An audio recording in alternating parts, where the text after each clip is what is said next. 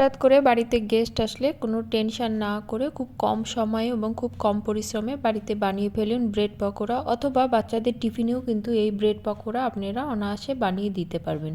নমস্কার বন্ধুরা, tasty dishes by Ruma চ্যানেলে আপনাদের সকলকে স্বাগত জানাই।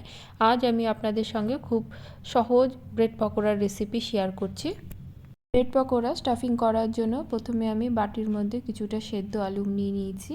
আলুগুলো একটি ম্যাশারের সাহায্যে এভাবে ম্যাশ করে নেব। আপনারা চাইলে হাত দিয়েও করতে পারেন, তবে ম্যাশারের সাহায্যে করলে কি আলুটা বেশ সুন্দরভাবে ম্যাশ করা যায়। আলুর মধ্যে আমি দিয়ে দিলাম ধনেপাতা কুচি, কিছুটা সেদ্ধ মটরশুঁটি, হাফ চামচের মতো বিট নুন, 1 চামচের মতো লঙ্কা গুঁড়ো, 1 চামচের মতো ধনে গুঁড়ো, ধনেটাকে আমি আধা ভাঙ্গা করে নিয়েছি, 1 চামচের মতো জিরে গুঁড়ো, হাফ চামচের মতো গোলমরিচ গুঁড়ো এবং স্টাফিংটা একটু চটপটা করার জন্য হাফ চামচের মতো দিলাম আমচুর পাউডার, কালারের জন্য দিলাম অল্প হলুদ এবং স্বাদ অনুসারে নুন। নুনটাকে আমি অল্পই দেব, কারণ বিট নুনও দিয়েছি এবং আমচুর পাউডারও কিন্তু বেশ টকটক ভাব রয়েছে। সব উপকরণ আমি একসাথে ভালো করে মেখে নেব। আমার সুন্দরভাবে মাখা হয়ে গেছে। এবার আমি এর মধ্যে দিয়ে দিলাম কিছুটা বাদাম আর দেব 2টো শুকনো লঙ্কা। বাদাম এবং শুকনো লঙ্কাটা আমি খোলা কড়াইয়ে ভেজে নিয়েছিলাম। শুকনো লঙ্কা দিলে এর একটা ফ্লেভার খুব সুন্দর আসে। আবারও সব উপকরণ ভালো করে মেখে নেব। করে মাখা হয়ে গেলে এবার আমি ব্রেডের মধ্যে পুরটা ভরবো। ব্রেড পকোড়াতে পুরটা একটু বেশি হলেই কিন্তু ভালো লাগে। আমি একটু বেশি করেই দিলাম এবং চারিদিকেই ভালো করে দিয়ে দিলাম। পুরটা ভরা হয়ে গেলে অপর একটি ব্রেড দিয়ে ভালো করে চেপে আটকে দেব।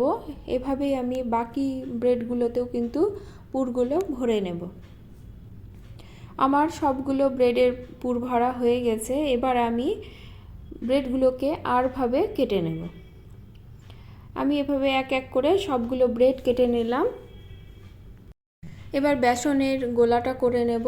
আমি 6টা ব্রেড পকোড়া করব, এর জন্য আমি 2 কাপের মতো বেসন নিয়েছি। আপনারা আপনাদের ব্রেড পকোড়া অনুযায়ী বেসনের পরিমাণটা কম এবং বেশি করে নেবেন। এবার এর মধ্যে দিয়ে দিলাম আমি জোয়ান, আর দিলাম কালো জিরে, স্বাদ অনুসারে নুন, লঙ্কা গুঁড়ো এবং হলুদ। এছাড়া ক্রাঞ্চি করার জন্য আমি 2 থেকে 3 চামচের মতো দিলাম কর্নফ্লোর। ভালো করে মিশিয়ে নিয়ে জল দিয়ে একটা ঘন ব্যাটার করে নেব।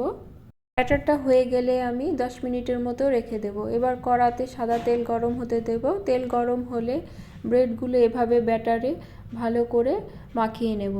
ঘুরিয়ে ঘুরিয়ে এভাবে মাখাতে হবে যাতে চারিদিকেই কিন্তু ব্যাটারগুলো ভালোভাবে লেগে যায়।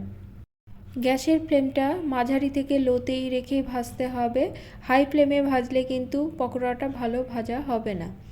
এক এক পিঠ হতে মোটামুটি মিনিট 5 মতো সময় লাগবে। আমার এক পিঠ হয়ে গেছে। এবার আমি উল্টে দিলাম, দিয়ে অপর পিঠটির জন্য অপেক্ষা করব। মিনিট 5 পরে দেখুন আমার 2 পিঠই সুন্দরভাবে ভাজা হয়ে গেছে। এবার আমি তুলে নেব।